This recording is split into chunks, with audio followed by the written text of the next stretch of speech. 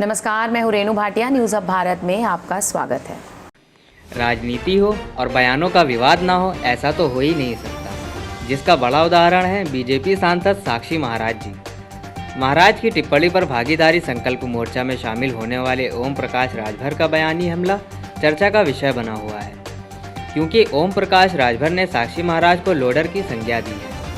ओम प्रकाश राजभर का कहना है कि भारतीय जनता पार्टी ने साक्षी महाराज जैसे कुछ लोगों को सिर्फ इसलिए रखा है कि वो आगे बढ़ने वालों को अपनी ऊल फिजूल के बयानों से भटकाने का काम करते हैं। वहीं ओम प्रकाश राजभर ने यूपी की योगी सरकार पर भी हमला बोला, जिसमें उन्होंने कहा कि आगामी विधानसभा चुनाव में योगी सरकार को वहीं पहुंचा देंगे जहां से वो आकर सत्ता में बैठी थी। राजभर फर्रुखाबाद से लखनऊ जाते वक्त कन्नौज में कुछ समय के लिए रुके हुए थे, जहां उन्होंने पत्रकारों से बात करते हुए अपने बयानों को सामने रखा। देखिए, जब कोई अपने हक अधिकार के लिए आता है तो उसको रास्ते से भटकाने के लिए इसी तरह की बोली बोली जाती है।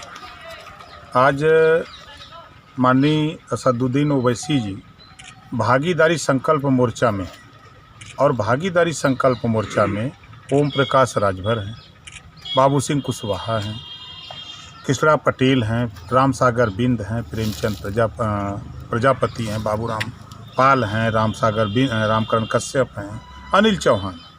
8 लोग तो हिंदू हैं, अगर वो हिंदू मुसलमान करते हैं। जब ये कांग्रेस के साथ रहते हैं, ये कौम कांग्रेस के साथ रहती है, कांग्रेस की सत्ता बनाती है, तब हिंदू मुसलमान नहीं होता है। जब ये समाजवादी पार्टी के साथ रहते हैं तब भी ये हिंदू मुसलमान नहीं दिखता है। जब ये अपने पैगंबर के इशारे पर जब इनकी बात को ये मान लिए, खुदा उसी की मदद करता है जो खुद अपनी मदद के लिए तैयार है। भाजपा के ही सांसद ने बताया कि ये मेरे सहयोगी हैं। उन्होंने मुझको बिहार में चुनाव जिताया, उन्होंने कहा ओवैसी जी ने।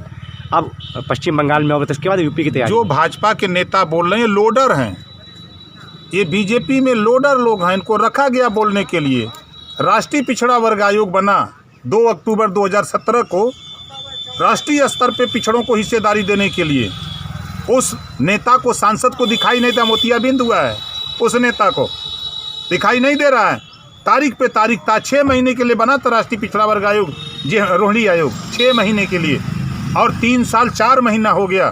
तारीख पे तारीख, जैसे कचहरी में तारीख पे तारीख लग रही है, उसी तरह बीजेपी तारीख पे तारीख लगा रही है। वो नहीं दिखाई देता उस सांसद को। उत्तर प्रदेश में 1700 थाने हैं, 1700 थाने में 18% अकेले मुसलमान, 18% अकेले निषाद बिंद, केवट मल्ला कश्यप, 300 भी दरोगा होना चाहिए। ये नहीं दिखाई देता है। मोतियाबिंद हुआ सांसद को। 75 जिले हिस्सेदारी की बात नहीं करते, 18 कमिश्नरी हिस्सेदारी की बात नहीं करते। शिक्षा पे डिबेट नहीं करेंगे, स्वास्थ्य पे डिबेट नहीं करेंगे, रोजगार कैसे मुहैया इस पे डिबेट नहीं, खाली फिजूल की बात करना। वो अपने हक के लिए कर रहे हैं। आज़ादी के पहले ये बता दें, वही सांसद से पूछिएगा, आज़ादी के पहले ये मुसलमान, आज़ादी के बाद नौकरियों में 38% था। कांग्रेस ने इतना विकास किया, सपा बसपा ने इतना विकास किया कि आज 1% नहीं है। अगर वो अपने हक के लिए लड़ रहा है तो बुरा लग रहा है ना। अभी तो देख रहे हैं ना, आप देखिएगा ना, 6 महीने के बाद यही बीजेपी वहाँ पहुँचा दूंगा जहाँ से चल के आए हैं। दिल्ली में जो किसानों का उपद्रव हुआ है, जो लाल किले पे झंडा फहराया गया, इसको लेकर आप क्या कहेंगे? इसकी नाकामी मानते हैं? ये आरएसएस और बीजेपी की रची हुई साजिश है, जिसका पर्दाफाश हो रहा है।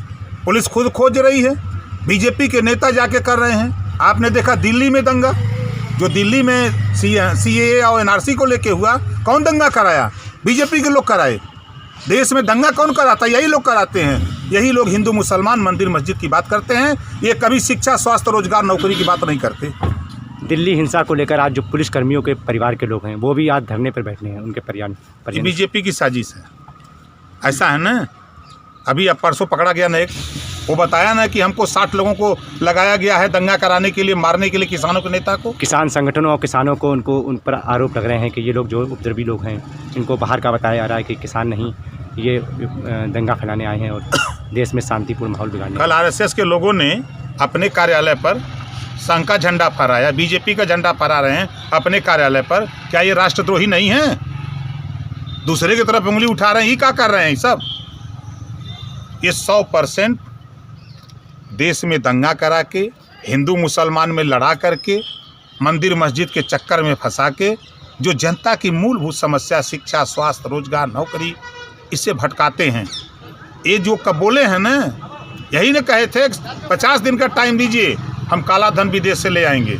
नहीं लाएंगे तो चौराहे पे बुला करके हमको जो दवाई करना करिए। 50 दिन का टाइम मांगा था, 15-15 लाख दे रहे थे, 2 करोड़ नौकरी दे रहे थे। नोटबंदी के बाद 3 लाख कंपनी बंद कर दिया। मोदी जी सीना ठोक के बोलते हैं। जीएसटी आई, एक देश एक टैक्स होगा, और पेट्रोल डीजल पे जीएसटी नहीं। इस नाते अडानी और अंबानी का वो कारोबार है। जिस दिन पेट्रोल डीजल पे जीएसटी लगा देंगे उसी दिन बीजेपी को विदाई कर देगा। इन्होंने कहा 20 दिन में कोरोना भगा रहे थे ना। आपको लगता है जैसे कि आप बीजेपी को हटाने के लिए आप अलायंस कर रहे हैं, समाजवादी पार्टी भी ये कह रही है कि हम बीजेपी को हटाने के लिए छोटे छोटे दलों को मिलाएंगे, क्या समाजवादी पार्टी के साथ आप जाएंगे कि नहीं? बीजेपी के पास काय वोट है? बीजेपी के पास 43% अकेले 43% अकेले उत्तर प्रदेश में अति पिछड़ा है, जो हिस्सा नहीं मिला है। और 22% मुसलमान है। 23, 22, 65, 100 में 65 हमारा है, 35 में बंटवारा है, उसमें भी हिस्सा हमारा है। तो बिहार चुनाव को लेकर आप पर तंज कैसे आते हैं, ओवैसी जी पे तंज कैसे आते हैं कि बिहार चुनाव जो उनकी वजह से हारा गया, तो उसको लेकर ये कसने वाले लोग बीजेपी के लोग हैं। 24 सीट पे मात्र चुनाव लड़ा आदमी। MIM मात्र 24 सीट पे चुनाव लड़ा, 6 सीटों पे नहीं लड़ा है। ये कहने वाले लोगों को मोतियाबिंद हुआ दिखाइए नहीं देता है। Bureau report, news hub Bharat. देश विदेश की सबसे बड़ी और अहम खबरें देखने के लिए हमारे चैनल न्यूज़ हब भारत को सब्सक्राइब और लाइक करना ना भूलें और बेल आइकन ज़रूर दबाएं।